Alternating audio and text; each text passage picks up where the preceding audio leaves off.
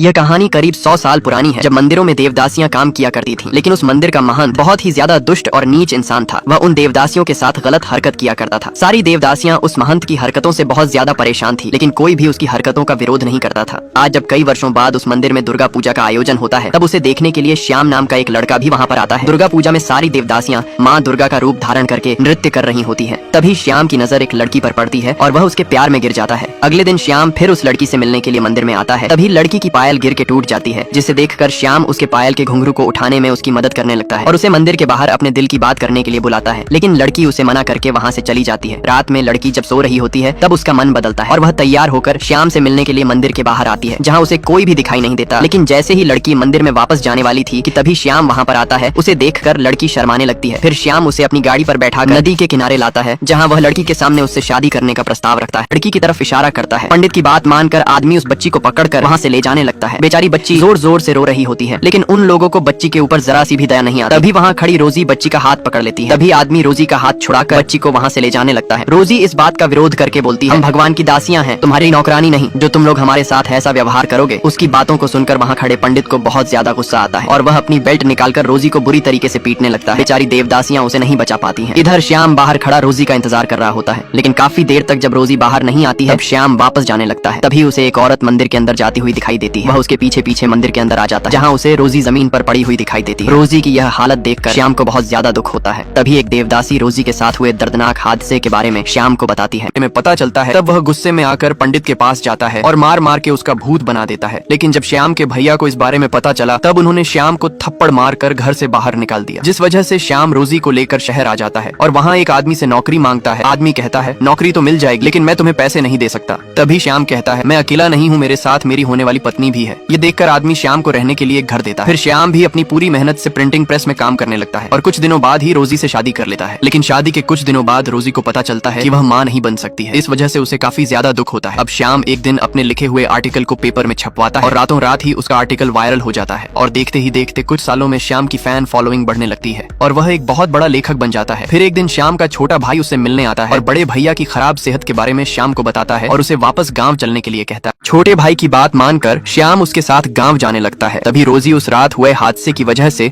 श्याम को गाँव जाने से मना करती है, लेकिन श्याम उससे कहता है, मेरे भैया ने बचपन से एक बाप की तरह मेरा ध्यान रखा है। अब जब उनकी तबीयत खराब है, तो क्या मुझे उनके पास नहीं जाना चाहिए? इसके बाद श्याम रोजी को अलविदा कहकर अपने भाई के साथ गांव जाने लगता है। रास्ते में दोनों भाई खूब बातें करते हैं और कुछ ही समय में गांव पहुंच जाते हैं, जहां श्याम अपनी भाभी से उनके बच्चों के बारे में पूछता है। भाभी बताती हैं कि बच्चे इस समय हैदराबाद के विश्वविद्यालय में पढ़ रहे हैं। इधर श्याम अपनी भाभी से बात कर ही रहा था कि तभी उसके बड़े भैया वहाँ पर आते हैं और सभी औरतों को घर के अंदर भेज देते हैं और फिर श्याम से उसका हाल चाल पूछते हैं और कहते हैं, तू तो बहुत बड़ा लेखक बन गया है। श्याम को भी अपने भैया की बात सुनकर बहुत ज्यादा खुशी होती है, लेकिन श्याम जैसे ही भोजन करके उठता है, उसका भैया गुस्से में चाकू घोंपकर श्याम का रंग निकाल देते हैं। श्याम अपनी मासूम आंखों से अपनी भाभी की तरफ देखता है, लेकिन उसकी भाभी दरवाजा बंद कर लेती है और बेचारा श्याम के गद्दार भाई उसे जान से मार देते हैं। मरने के कुछ सालों बाद ही श्याम का दूसरा जन्म होता है। इस जन्म में उसका नाम वासु था, जो कि एक फिल्म डायरेक्टर होता है। वह अपने करियर की पहली फिल्म बना रहा था, लेकिन उसके अंदर काम करने वाली लड़कियां स्क्रिप्ट तो अच्छे से बोल लेती थीं, लेकिन उनका कोई मूवमेंट नहीं था। ऐसा लग रहा था कि जैसे किसी रोबोट को खड़ा करके बुलवाया जा रहा हो। इसलिए वासु उन सबको रिजेक्ट करके वहाँ से जाने लगता है। तभी उसकी नजर एक लड़की पर पड़ती है, जो कि दिखने में काफी सुंदर थी और उसका फैशन सेंस भी कमाल था। वासु चुपके से उसकी फोटो ले लेता है और उसे अपनी फिल्म की हीरोइन बनाने का डिसाइड करता है। लेकिन जब वासु उससे फिल्म के बारे में बात करता है, तब लड़की उसे साफ साफ मना करके वहाँ से जाने लगती है। वासु उससे काफी रिक्वेस्ट करता है, लेकिन लड़की उसे इग्नोर करके वहाँ से चली जाती है। फिर वासु उसका पीछा करते करते उसके घर तक पहुँच जाता है। तभी शोर सुनकर लड़की के पापा उनके पास आते हैं, पर जैसे उन्हें पता चलता है कि वासु एक फिल्म डायरेक्टर है, तब वह तुरंत अपनी बेटी को फिल्म में काम करने के लिए कहते हैं। लेकिन लड़की बहुत ज्यादा नखरे दिखा रही थी। यह देखकर वासु उससे कहता है, मैं तुम्हारे पापा को बता दूंगा कि तुम सिगरेट पीती हो। लड़की कहती है, वह नहीं मानेंगे। तब वासु उसे वह फोटो दिखाता है जो उसने शुरुआत में खींची थी। फोटो देखकर लड़की फिल्म में काम करने के लिए मान जाती है। यह लफंगे लड़के इस बेचारी लड़की को छेड़ रहे थे कि तभी यह देखकर वासु वहाँ पर आता है और मार मार कर उन लड़कों का भूत बना देता है, जिसे देखकर लड़की भी वासु से इम्प्रेस हो जाती है। अब अगले दिन वासु मिनिस्टर के घर के सामने शूटिंग कर रहा था। तभी पुलिस वाले वहाँ पर आते हैं और वासु को थाने चलने के लिए कहते हैं। वासु पुलिस वाले से अपनी गलती पूछता है। पुलिस वाला बताता है कि तूने बिना किसी परमिशन अपना ड्रोन मिनिस्टर के घर के पास उड़ाया है। ये देखकर वासु कहता है, ठीक है, मैं पुलिस स्टेशन चलता हूँ, लेकिन उस लड़की को छोड़ दीजिए। पुलिस वाला कहता है, ये लड़की भी तुम्हारे साथ है, इसे भी पुलिस स्टेशन ले चलो। वासु की बेवकूफी देखकर लड़की गुस्से में उसे घूर रही थी। तभी वासु कैप से अपना चेहरा छुपा लेता है। कुछ देर बाद लड़की के पापा वहाँ आकर उन लोगों की जमानत करवाते हैं। इसके बाद लड़की गुस्से में वहाँ से जाने लगती है। यह देखकर वासु उससे माफी मांगता है और फिर से ऐसी गलती न करने का वादा करता है। लड़की उसे आखिरी मौका धोखा देती है, जिसके बाद वासु फटाफट अपने फिल्म की शूटिंग खत्म करके प्रोड्यूसर को अपनी फिल्म दिखाता है। प्रोड्यूसर को वह फिल्म बहुत ज्यादा पसंद आती है और वह वासु की इस फिल्म को थिएटर में रिलीज करवाता है, जहां ऑडियंस फिल्म को ब्लॉकबस्टर बना देती है और रातों रात वासु साउथ इंडिया का एक बड़ा डायरेक्टर बन जाता है।